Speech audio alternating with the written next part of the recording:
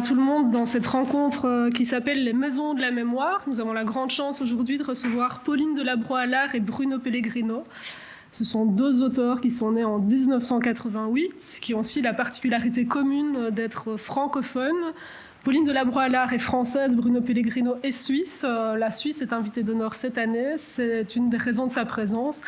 Mais nous allons voir qu'il y en a d'autres. Alors, Pauline Delabroix-Allard est autrice d'un premier roman très remarqué à la rentrée littéraire 2018, Ça raconte Sarah, qui a été notamment finaliste du prix Goncourt, prix du livre envoyé par la Poste, prix du roman des étudiants France Culture Télérama.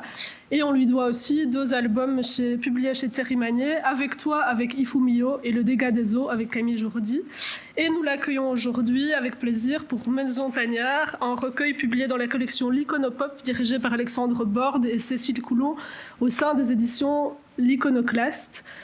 2 temps d'écriture et de rituel, 3 semaines à l'été 2017, puis quelques jours à l'été 2019, 2 moments pour prendre sur soi, 2 moments pour explorer une maison, et on le verra, la question de la maison est donc en commun avec son camarade d'auteur que nous recevons aujourd'hui. Bruno Pellegrino vit entre Lausanne et Berlin. On a commencé à faire sa connaissance grâce à sa nouvelle L'idiot du village, pour lequel il est lauréat du prix du jeune écrivain. En 2015 paraît son premier livre Comme Atlas. En 2018, il publie Là-bas où est un mois d'automne, autour du poète Gustave Roux et de sa sœur Madeleine. Là aussi, il y a une maison qui est au cœur du récit. Ce texte remporte de nombreux prix cette année-là, dont le prix des libraires Payot et le prix Écriture et Spiritualité. Bruno Pellegrino est par ailleurs actif au sein du collectif Ajar, avec lequel il est co-auteur de Vivre près des tilleuls, et avec Haute-Seine et Daniel Voitaz, il a coécrit les 2 saisons de Stand-by, la série littéraire des éditions Zoé. Aujourd'hui, nous le recevons pour Dans la ville provisoire, son dernier roman publié aux éditions Zoé, où un énigmatique jeune homme engagé par une énigmatique fondation va se retrouver dans la maison d'une traductrice pour archiver ses souvenirs. Merci à vous 2 d'être là aujourd'hui à la foire. Ma première question, c'était de vous interroger sur la genèse de chacun de vos 2 projets. Qu'est-ce qui a prédestiné à ce que vous écriviez ce texte-là? Qu'est-ce qui a été le démarrage, je dirais?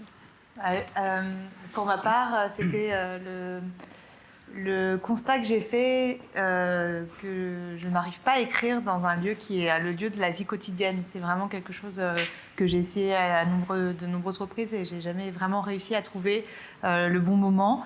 Et donc, quand il a fallu que je termine ce qui allait devenir Ça raconte Sarah et écrire cette deuxième partie qui était bien plus intense, voilà, j'avais besoin de me retrancher du monde. Donc je suis allée dans une maison où j'étais seule et pour me mettre en jambes, on va dire, pour me donner le courage de me mettre à l'écriture tous les matins, j'ai trouvé un petit rituel d'écriture qui était d'écrire les poèmes qu'on trouve dans Maison Tanière. Et donc voilà, pour ma part, ça a été la rencontre avec cette maison qui très vite est devenue, on le verra, une maison un peu personnage et dans laquelle j'ai eu plaisir à retourner 2 ans plus tard. Et pour ma part, c'est un séjour à Venise qui a lancé l'écriture de ce livre. En partant à Venise pour plusieurs mois, je me suis dit que c'était super, c'était une ville tellement littéraire que j'allais jamais même essayer d'écrire dessus, parce que ça avait été largement fait. Et puis je me suis retrouvé, comme tout le monde, à écrire sur Venise. Et tout le jeu de ce livre a été de me détacher de cette expérience très forte à la base pour restituer un lieu qui est une ville évidemment très inspirée par Venise, mais qui s'en détache par plein d'aspects aussi. Donc c'est vraiment le lieu qui a motivé l'écriture du roman. On le voit d'ailleurs, vous dites que ça se détache très fort. À aucun moment nous savons effectivement, Venise n'est pas nommée, en tout cas c'est volontairement laissé dans une sorte de flou. On peut le déterminer grâce à la situation de la ville qui semble prise par les eaux à rythme régulier, le côté peut-être insulaire de certains quartiers. Et c'est pas loin, c'est pas le seul des mystères. Et Venise, on pourra, pour ceux qui ont lu Ça raconte Sarah, on peut s'en souvenir. C'est aussi un point commun que vous avez tous les 2. C'est une ville qui apparaît dans vos textes et qui, me semble-t-il, apparaît aussi dans Le dégât des eaux, un des albums publiés chez Thierry Magnier. Une autre chose qui m'est apparue très rapidement, c'est le fait que vos 2 textes, donc à la fois ce recueil Maison Tanière et à la fois dans la ville provisoire vont s'intéresser à des personnes en creux et à des absences. Qu'est-ce que vous pouvez nous dire sur ce motif-là dans vos textes?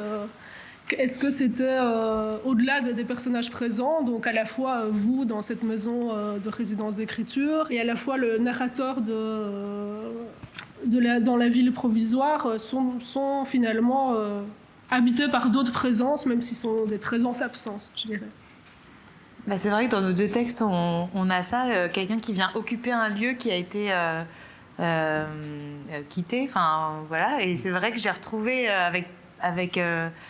enfin, ça m'a troublé le fait qu'on parle des mêmes choses, c'est-à-dire les objets qui restent, les murs, les plafonds dans Maison Tanière, mais voilà, de la maison qui a été habitée et qui ne l'est plus, et qui elle-même du coup devient un peu réceptacle à la fois des fantômes qui ont vécu, enfin dis-moi si je me trompe, mais personnage elle-même finalement. Enfin en tout cas, moi j'ai senti ça dans ton texte et c'est un peu ce que j'ai voulu faire aussi avec le mien. Et ce qui me plaît aussi avec d'ailleurs ça marche pour les deux livres il me semble, c'est que cette maison et ce creux, ces vides, permettent aussi bien de parler d'une certaine manière des personnes absentes, même parfois sans les mentionner, hein, dans ton livre par exemple, il y a quelque chose de vide, mais en même temps ça parle beaucoup de la personne qui raconte. Et en décrivant le vide ou en photographiant des plafonds, il me semble qu'on dit beaucoup de soi-même. Et c'est une manière de le faire qui est plus pudique peut-être. On le dit, ça vient d'être bien dit, c'est aussi dire quelque chose du narrateur ou de la narratrice. Le narrateur, votre narrateur Bruno dit « Et m'absenter, je ne demandais que ça ». Dit plus tard d'ailleurs « J'espérais, je crois me faire oublier ». Donc il y a une espèce de dissolution du sujet dans le cœur du texte. Et dans le cas de Pauline, il y a peut-être en tout cas dans cette deuxième partie où vous allez observer les plafonds de façon rituelle, il y a aussi peut-être cette réception de votre premier roman. Vous dites à un moment, je me prends l'uppercut reçu il y a plus d'1 an dans la mâchoire. Il y a l'idée que vos deux personnages s'accordent une fugue, en fait. Enfin, une fugue, dans la mesure où on parlera de musique tout à l'heure, je pense que ça fait assez sens. C'est l'idée qu'il y a des tangentes, que la littérature rend des tangentes possibles pour ces personnages qui veulent s'abstraire du monde. C'est vrai que je pense qu'on a écrit nos livres avant ce qui nous est arrivé à tous depuis 1 an, c'est-à-dire l'expérience du confinement. Enfin voilà, moi c'est quelque chose que du coup j'avais fait avant ça. Maintenant ça parle sans doute à beaucoup plus de monde. Mais moi, c'était un vrai geste, un vrai acte, quasi, j'allais dire politique. Alors, c'est peut-être un peu pompeux, mais en tout cas, de m'absenter vraiment, de disparaître, d'avoir cette forme-là d'évasion, de fuite, enfin, oui, de fuite, de fugue, effectivement, pour non pas échapper au monde, mais plutôt pour pouvoir le contempler, mais depuis un endroit. C'est-à-dire, c'est pas du tout une maison qui serait un huis clos, quelque chose de fermé sur le monde, mais au contraire, la petite lucarne pour une plus grande ouverture. Enfin, en tout cas, voilà, de mon côté.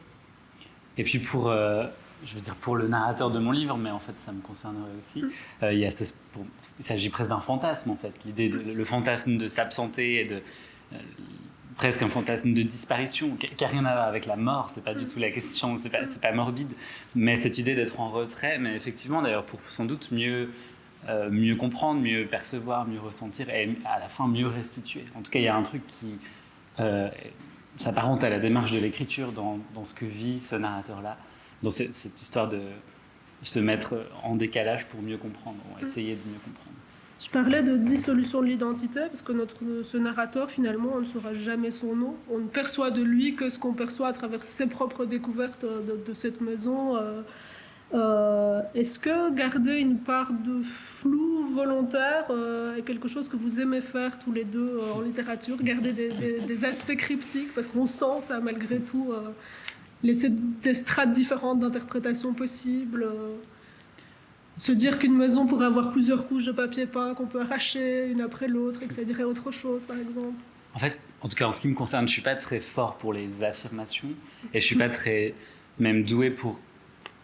J'ai l'impression pour comprendre ce qui m'entoure et puis je ne suis pas quelqu'un qui qui peut affirmer des choses sur le monde, vraiment, de manière générale, dans la vie, et certainement pas non plus dans l'écriture. Donc en fait, ce que j'essaie de faire dans l'écriture, c'est de donner une forme, peut-être pas alors au flou, mais à l'incertitude, ou à ces questionnements On se constants. dit flou, mais on pourrait dire flottant, qui convient peut-être mieux au texte. C'est ça. La métaphore Oui, c'est ça. Et oui, ce truc qui flotte, j'ai l'impression qu'il est au cœur de ce que je vis, moi, de comment j'expérimente les choses, en fait. Et donc, ça se retrouve dans l'écriture. Ouais. Dans le cas de Pauline, j'ai envie de ramener sur la table un terme qui était très présent dans Ça raconte Sarah, qui est la latence, quelque part. Est-ce que ça fait écho aussi ici dans Maison Tanière, cette idée de la latence? Oui, bien sûr, et puis ce que dit Bruno aussi, et cette image, j'ai bien aimé l'image des papiers peints quand on décolle les uns après les autres.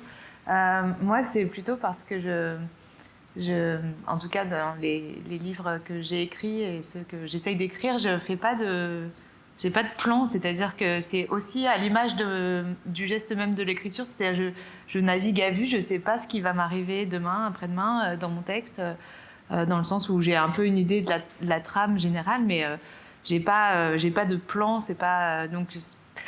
Et surtout, j'aime pas forcer la main à ceux qui vont me lire, ou ceux et celles qui vont me lire.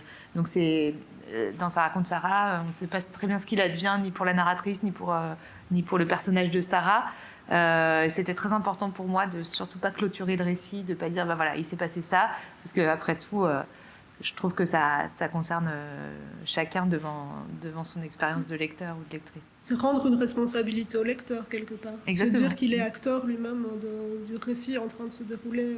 C'est une idée que vous partagez? Oui, absolument. Ouais, je suis tout à fait d'accord. Et c'est quelque chose, en fait, qui n'est pas évident à faire. C'est sans doute plus simple ce serait plus simple d'affirmer des choses et de raconter des histoires closes, mais ça me semble moins intéressant. Concernant votre narrateur, d'ailleurs, dans La ville provisoire, il apprend ce qu'il est arrivé à cette traductrice, il ne la rencontrera jamais. Mais est-ce que lui-même est un lecteur-auteur, puisqu'il imagine pour elle peut-être une fin plus heureuse, ou en tout cas... Ça, c'est quelque chose qui m'a souvent frappé. J'ai fait des études de lettres et ensuite j'ai très longtemps travaillé dans des archives d'écrivains, d'écrivaines, de traducteurs, etc. Et des gens que je n'avais pas rencontrés, qui étaient morts avant que je les découvre. Et je me suis aperçu de cette espèce de proximité qui se créait au contact de ces archives. Et je me mettais forcément à imaginer des choses sur ces gens et sur leur vie que je ne pouvais pas savoir. Et notamment quand je savais qu'ils avaient eu telle ou telle mésaventure, qu'ils étaient morts de telle ou telle façon, j'avais toujours envie de faire mieux, enfin de leur offrir quelque chose de mieux. Et c'est un peu ce que j'ai voulu montrer dans ce petit passage, effectivement, où le narrateur imagine pour la traductrice une autre fin que celle qui s'est vraiment passée.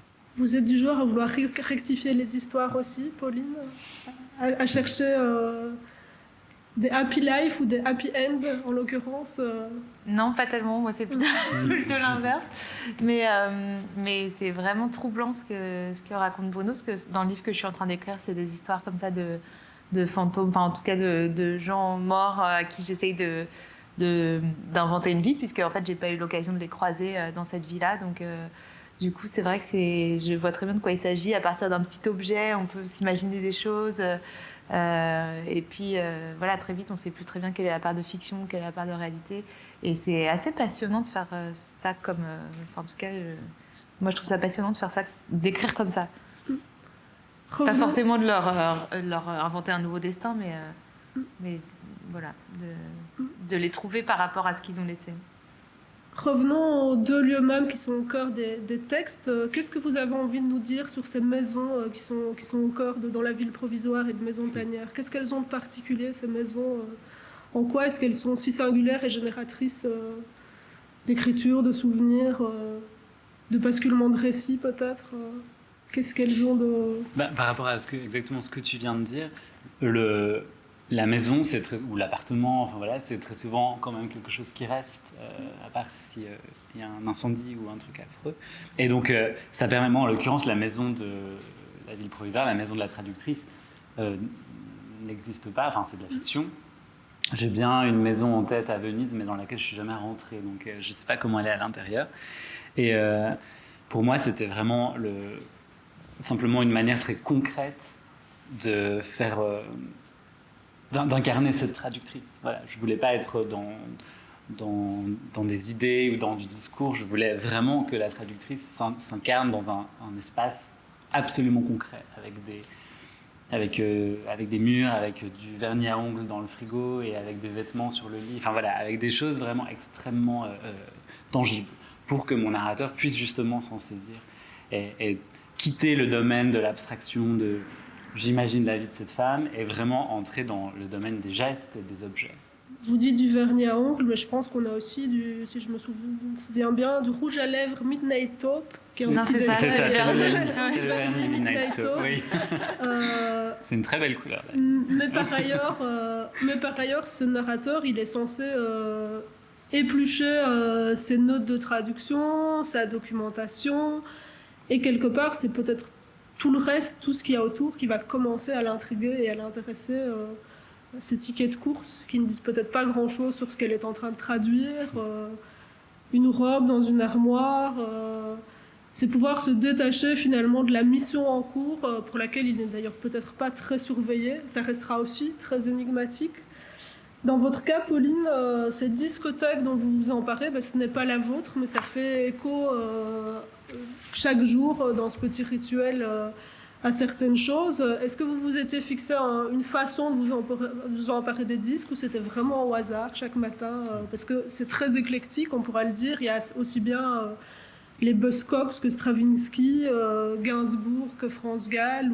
Enfin, voilà, on parcourt pendant une vingtaine de jours cette discothèque qui n'est pas la vôtre. C'était vraiment le hasard. Pour le coup, j'ai vraiment pioché chaque matin un disque.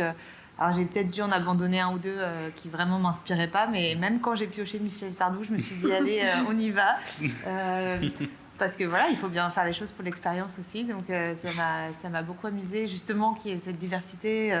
En plus vraiment, moi c'était un recueil que j'écrivais pour moi à l'époque. Je n'envisageais pas qu'un jour il soit publié. Donc j'étais vraiment dans une espèce de geste de liberté totale par rapport à ces disques. Et puis c'est l'avantage d'être seul, on fait vraiment ce qu'on veut, donc c'était pas les miens. Le propriétaire hyper maniaque, donc j'essayais de bien les remettre à chaque fois comme il faut, parce que c'était très bien rangé, mais voilà, ce qui m'amusait le plus, c'était justement d'avoir une espèce de choix iconoclaste, j'allais dire, mais, voilà. La musique était déjà évidemment très très présente dans Ça raconte Sarah, mais ici, comme vous le dites, il y a peut-être un éclectisme qui est présent dans pas mal de discothèques, mais qui permet aussi d'explorer vos souvenirs, aussi bien délaisser un disque pour repenser à la comptine racontée à une toute petite fille, s'emparer d'un autre pour laisser aller ses souvenirs de soi enfant.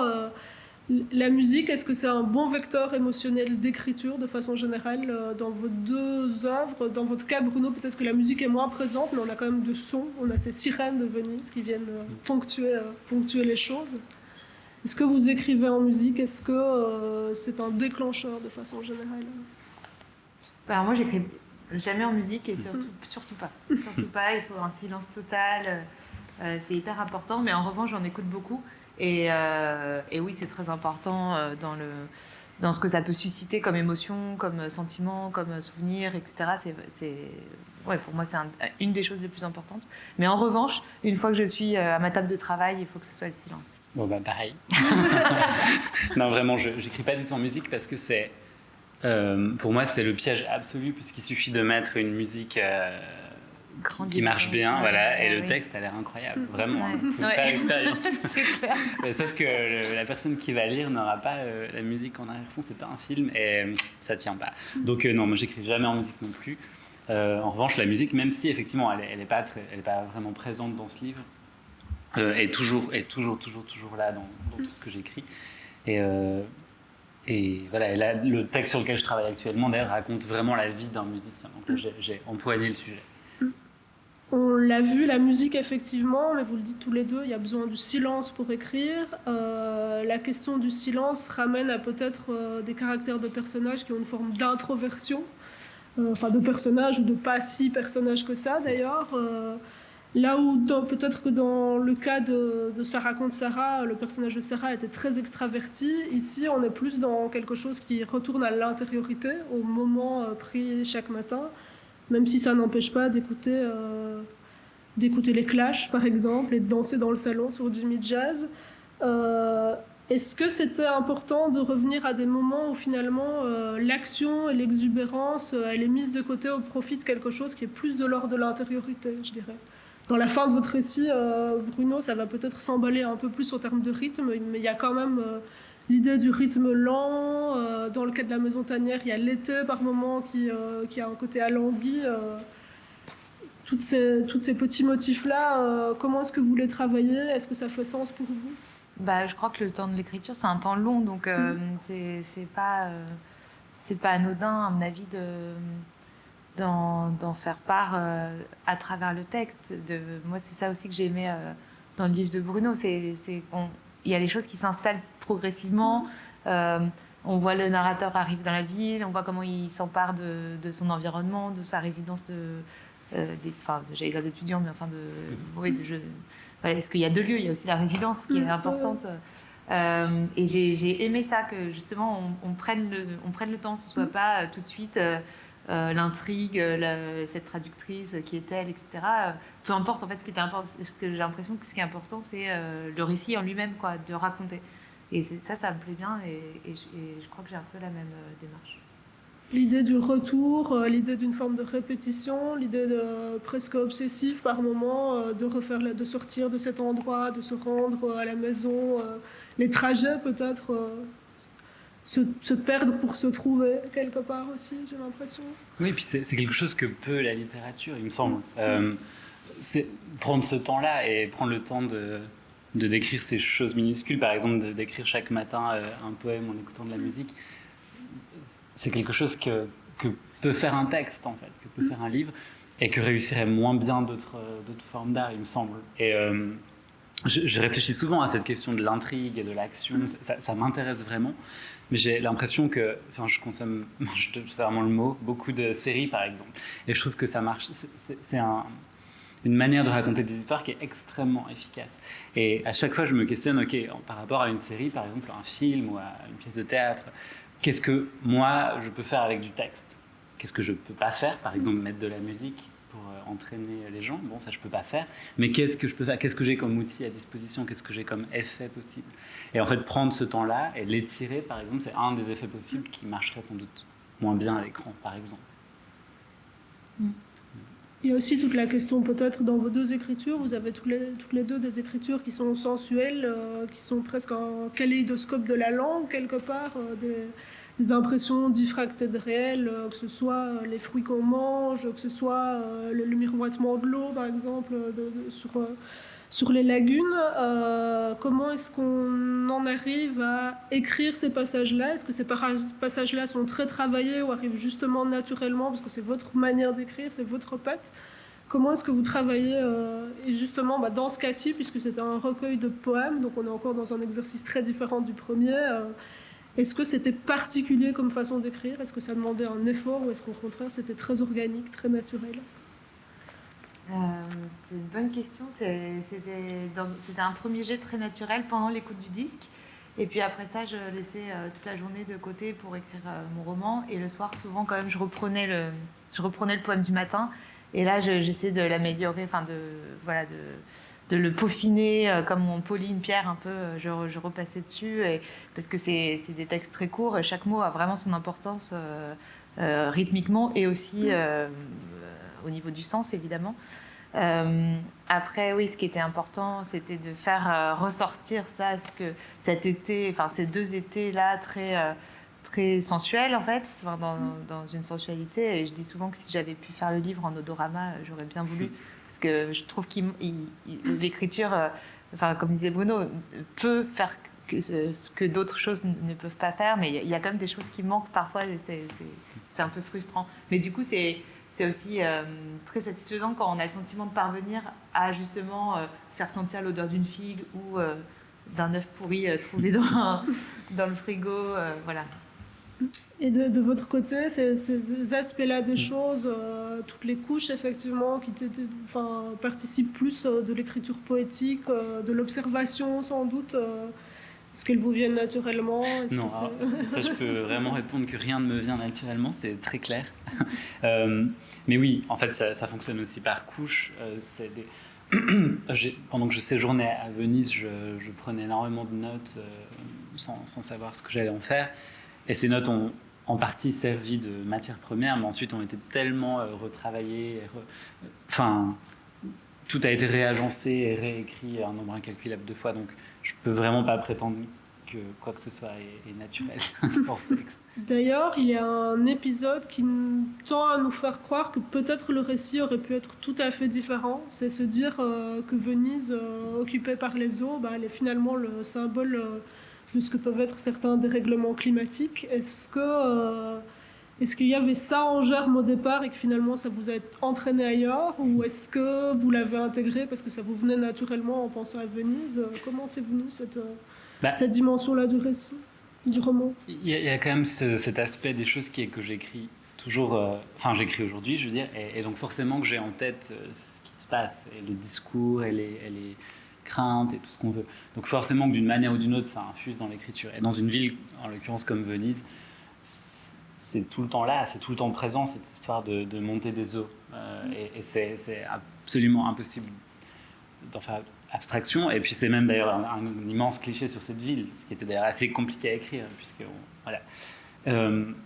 Mais effectivement, à un moment donné, j'ai quand même eu cette espèce de fantasme d'écrire un gros roman catastrophe. Je me suis dit, tiens, qu'est-ce que ça donnerait vraiment un roman comme une grosse production hollywoodienne avec des vagues qui déferlent sur la ville.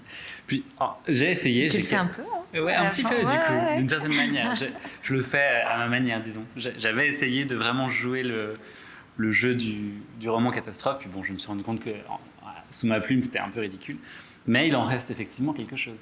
Je pense qu'on peut encore sentir cette tentation quelque part.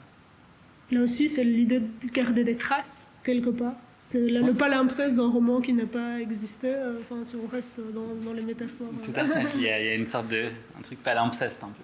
Votre Venise à vous, en tout cas dans le dégât des eaux, est très différente. C'est une Venise à hauteur d'enfant, c'est un dégât des eaux qui finalement est plutôt positif, je dirais. Est-ce que c'était agréable pour vous de remettre Venise dans un tout autre contexte que celui de Ça raconte Sarah, quelque part, quelque chose qui est presque féerique, magique, parce qu'il y a une planche dans Le dégât des eaux où on a des gondoliers, où on a des masques. Est-ce que c'est une ville qui vous fait encore rêver, même après l'avoir déjà écrite, quelque part? Ah oui, Venise me fera toujours rêver, c'est hyper kitsch à dire, mais c'est vrai. Avant toutes ces histoires d'épidémie, j'y allais au moins une fois par an, voire plusieurs fois par an. C'est une ville que je connais très bien et qui me surprend toujours à chaque fois. Donc, j'ai beau croire la connaître, je la connais jamais vraiment. Donc, vraiment une histoire d'amour avec cette ville. Et le travail qu'a fait Camille Jourdi à l'illustration dans Le dégât des eaux, je trouve ça absolument merveilleux, parce que justement, Venise, on ne sait plus très bien si on connaît Venise parce qu'on y est allé ou parce qu'on l'a vu au cinéma, on l'a entendu, enfin voilà, c'est quand même mythique et raconté 10 000 fois. Donc, comme tu disais, c'est vrai. Et du coup, du coup, la voir dans les dessins de Camille, mélangée avec justement des créatures fantastiques et d'inventions, j'ai trouvé ça vraiment formidable. Une des choses qui m'intéressait aussi en abordant vos albums, et on le verra avec le parallèle avec Bruno, c'est de se dire, vous nous avez présenté des personnages en creux, des personnages qui ne sont pas là, mais par contre, dans le cadre de collaboration, vous êtes vraiment plusieurs à œuvrer autour d'un texte, plusieurs en présence cette fois-ci. Dans le cas des albums jeunesse, est-ce que c'est un vrai travail de collaboration où le texte est écrit en amont et les illustrations sont venues après, dans les deux exemples? Et dans votre cas, Bruno, c'est vraiment plutôt du vrai travail collaboratif, aussi bien avec Lajar que dans le cas de Stand-By. Comment est-ce qu'on fait avec l'autre, tout comme finalement vos narrateurs font avec les autres, même s'ils ne sont pas là? Dans ce cas-ci, ils sont là, les autres. Alors moi, j'ai eu 2 expériences différentes. Mon premier album, Avec toi, j'ai confié mon texte et il a été illustré et j'ai vu le résultat à la fin. Donc ça, c'est assez, c'est assez agréable puisque voilà, c'est plus entre nos mains. on le laisse et puis un jour il revient mais augmenté, donc c'est assez chouette. Et puis dans ma collaboration avec Camille Jourdi, ça a été différent puisque je lui ai soumis mon texte, elle l'a aimé. Et après ça, elle m'a dit j'ai très envie de travailler là-dessus, mais moi je suis jamais allée à Venise, donc je sais pas. Et j'ai pas envie de faire une Venise de carte postale non plus, donc comment on fait? Et il se trouve que moi je partais à Venise parce que comme je vous ai dit, j'y vais souvent. Et j'ai dit écoute, je te fais un reportage photo. Et parce que j'aime beaucoup les photos, comme vous avez pu aussi le voir dans Maison Tanière. Donc du coup, je suis partie avec comme idée d'illustrer mon album à venir pour Camille, pour qu'elle puisse... Donc en fait, voilà, quand je suis rentrée, je lui ai envoyé une quarantaine de photos dont elle s'est servie pour faire les illustrations. Donc c'est hyper chouette pour moi, mais c'est tout à fait personnel, mais de retrouver des scènes de rue ou de choses comme ça que j'ai pu lui prendre en photo, redessinées par elle. Enfin, c'est vraiment pour moi, cet album, c'est un cadeau qu'elle m'a fait, quoi, parce que c'est... Voilà. Et oui, alors l'écriture collective, c'est un truc que je fais depuis 10 ans maintenant. On a fondé le collectif Ajar en 2012, on était une douzaine de personnes à l'époque. Maintenant, on est plus de 20, donc on a augmenté. Et effectivement, le principe de base, vraiment, la chose qu'on a développée le plus, c'est cette idée de mettre un texte que quelqu'un va écrire, et puis ce texte-là devient propriété de tout le monde. Et donc, par exemple, pour Stand By, que j'ai écrit avec Haute-Seigne et Daniel Vata, vraiment le livre à la fin, et je ne peux plus dire que telle phrase est de moi ou telle idée est de moi, parce qu'en fait, absolument tout le processus, dès le début de la scénarisation, la création des personnages, jusqu'à la relecture des dernières épreuves, tout est absolument collectif et tout est fait ensemble. Donc ça, c'est vraiment une expérience qui a été très forte pour Stand By, pour avant ça vivre près des tilleuls avec la jarre, etc. Donc toutes ces expériences collectives m'ont effectivement à chaque fois confirmé que l'écriture pour moi est en fait toujours collective, même quand j'écris dans la ville provisoire, que j'écris seul et que je peux signer de mon seul nom. En réalité, il y a... D'ailleurs, je remercie un tas de gens à la fin, dont Aude et Daniel, puisque en fait, l'écriture de Stand By m'a beaucoup aidé à écrire ce livre-là. Et en fait, il me semble que c'est toujours comme ça. Je remercie aussi Lydia Dimitrov qui a traduit mes 2 premiers livres en allemand, parce que ça aussi, d'ailleurs, c'est pas inutile de le préciser, la traductrice du roman est une dame âgée qui est absolument fictionnelle. Mais je connais plusieurs traductrices et c'est des personnes avec qui je m'entends particulièrement bien. Et j'ai depuis que mon premier livre a été traduit en allemand, je n'écris plus de la même manière en français. Parce que vraiment, ce passage par une autre langue, par une autre personne qui réécrit entièrement mon texte, mais dans sa langue, avec ses mots, ça a été vraiment un bouleversement. Donc, on dit souvent que la traduction, ça peut être des interprètes différents dans le même morceau, ou des interprètes qui joueraient d'instruments différents. On en revient à la thématique de la musique, en tout cas, où est-ce que ça peut donner. On revient à ce que je disais sur l'idée de la dissolution. Dans ce cas-ci, c'est une dissolution heureuse, c'est une dissolution choisie, voulue, quelque part enthousiasmante. Mais même dans la ville provisoire, je trouve que se dissoudre, c'est bien, en fait. Ah oui, non, tout à fait. Je le dis vraiment, je le dis d'un point de vue relativement positif. Je trouve qu'il y a une belle image dans cette idée de la dissolution. J'avais envie de vous demander, pour pratiquement clôturer, peut-être pas encore tout à fait, dans l'œuvre de quels auteurs ou autrices vous vous réfugiez, si toutefois vous considérez que la littérature peut faire office de cabane ou de tanière aux entrailles confortables.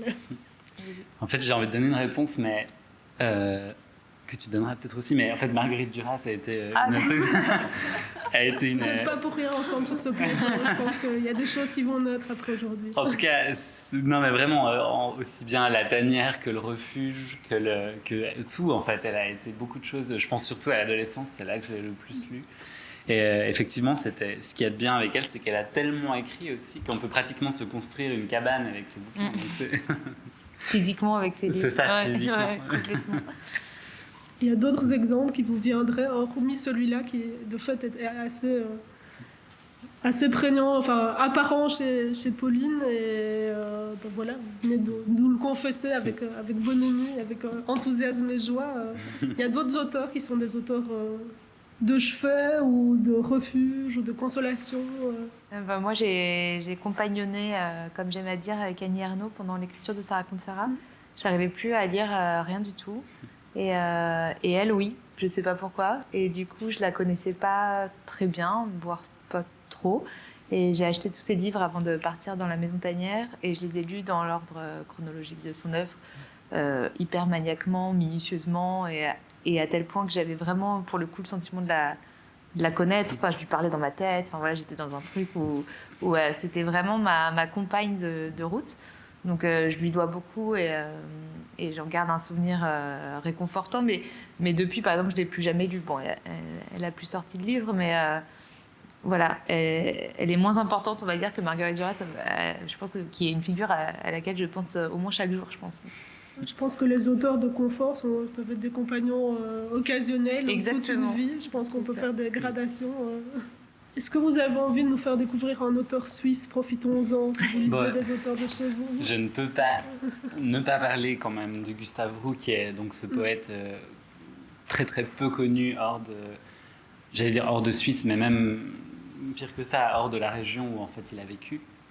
Mais un auteur qui est mort en 76, 76, et qui vraiment a, pour moi, ça fait 10 ans maintenant que je compagnonne, c'est ça que tu as dit, avec Gustave Roux, et je lui ai consacré à lui et à sa sœur mon livre précédent, et c'est vraiment j'allais dire une personne, je ne l'ai pas rencontré, mais une personnalité, une voix, une langue qui me parle et qui m'accompagne vraiment, alors là aussi au quotidien, dans son rapport aux choses, aux autres.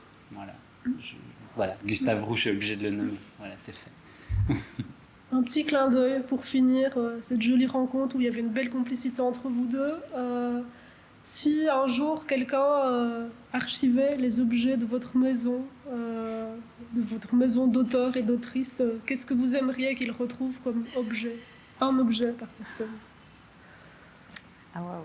Quelque chose qui dirait quelque chose de vous, soit de façon très anecdotique, soit de façon essentielle. Ça, c'est à vous de voir ce que vous avez envie de dévoiler. Moi, j'ai une pile de journaux intimes, mais j'espère bien qu'ils seront détruits et pas retrouvés. Donc, ça répond mal à la question. Moi, en fait, je déménage tout le temps et je garde très peu de choses longtemps. J'ai des choses, je ne vis pas avec rien, mais en fait, les objets défilent quand même chez moi. Donc je serais vraiment bien en peine de répondre à cette question. En fait, puis l'idée qu'on retrouve des traces m'angoisse plus qu'autre chose. Vous qui pour autant vous intéressez aux traces, dans votre travail, précisément, je sais ce qu'on peut en faire. Oui, c'est ça. C'est sur cette petite note taquine qu'on va peut-être terminer cette rencontre. Merci infiniment à vous deux pour votre générosité, pour le côté pétillant et l'enthousiasme. Je rappelle donc Bruno Pellegrino dans La Ville provisoire, publié par Zoé, et Maison Tanière, publiée par Pauline Delabroix-Allard dans la collection Iconopop de l'Iconoclaste. Merci d'avoir été à l'écoute et d'avoir visionné cette rencontre avec nous.